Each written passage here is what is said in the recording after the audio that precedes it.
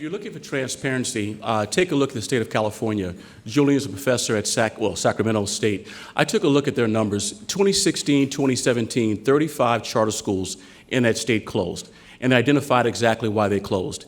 In the fiscal year right now, there's nearly 7 that have closed. You go to a Department of Education, and they say we're going to close a school, either driven by the authorizer or a number of factors.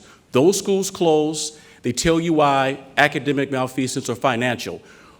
How many public schools have you seen close because students didn't do as well? If they close, they may be under enrollment.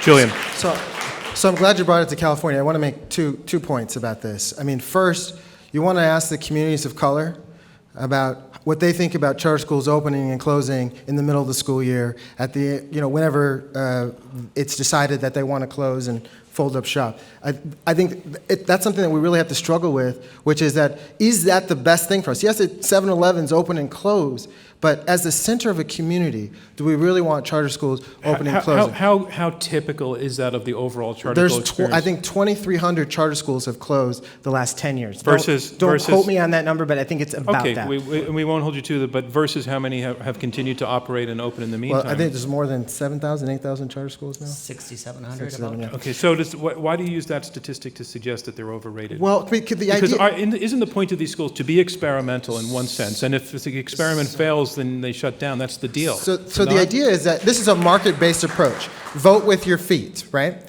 Now the idea is that we can just willy-nilly open and close schools, but these schools, we're talking about families. We're talking about communities. And so the question is, and that's not really the point here today, but there are other alternatives. I don't think any of us are against parents being able to choose, and I'll speak to that in my closing remarks. But there's one other thing that I want to talk about with transparency and accountability. Do you think it's reasonable for us to know what the teacher attrition rate is in charter schools in California? Do you think it's reasonable for us to know what the discipline rates are in California? Well, the California Charter School Lobby does not want us to know that information about the schools that we're paying for. And to me, that's transparency and accountability. Gerard.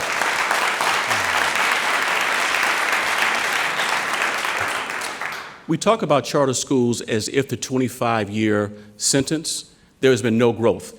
Take 2017. When you submit your application to a charter school authorizer, most of them are local school boards. Some are state, some are universities. Some of them now include in the application, in case you have to close, what is your contingency plan?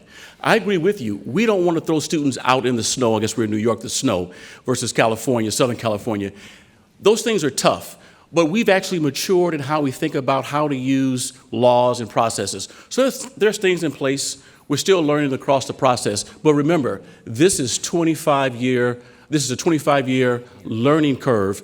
We're still on our learning curve with traditional schools too.